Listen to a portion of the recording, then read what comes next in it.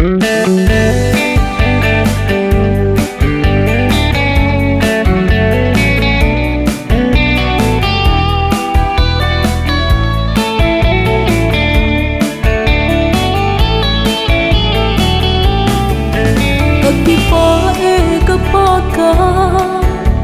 chân thật hay hồ giá lên cả đình in thật sầm lâu vĩnh lấy cái sông dinh khi lấy bao say dốc mồ nhẹ ta lấy lùng nhìn gheo dâu mồ nhẹ cả mịt vết nam mù phạ hỏi lâu nay ngay lù thì kỳ đang nghe na min thăng vát na mai cha cái hình si mê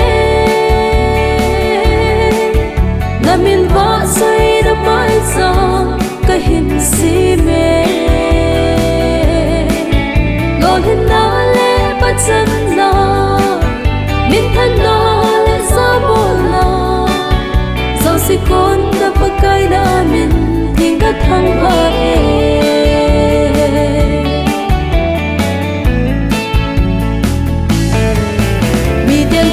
thấy đã sim tì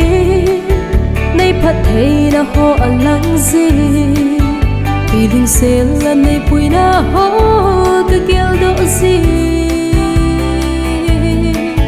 đôi đông pe đã cái kêu tê đã hao sắt là đây có bị gì dùng lệ ra đình muốn nát cô đã phát lan này tung độ gì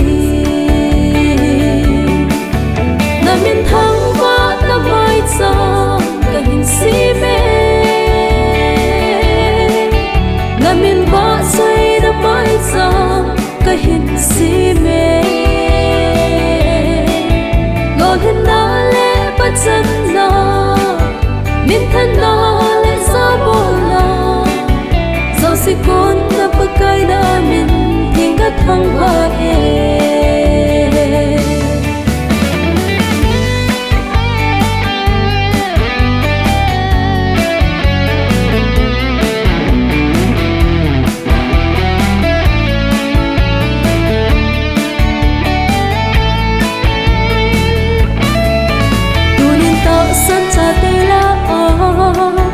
đã phát na say trôi lệ nghe ta sân lâu tê là a giống sa trôi lệ nghe cả tin na một hi hen lăng cả tàu thuyền phết hi dinh dòng lệ lùng ghiền lên xinh xinh nghiêng phình giờ lại a say trôi lệ nghe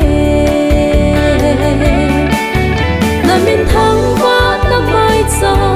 cái hình si mê na min vát say na mai cha cái hình si mê lo hin na lệ bắt chân na min thân na lệ sa bồ la dẫu si con đã bắt cái na min thiên đã thăng vát na min thăng vát na mai cha cái hình si mê na min vát say na mai cha cái hình si mê lo hin na lệ bắt chân na min thân na lệ sa bồ la dẫu si con đã bắt cái na min thiên đã thăng vát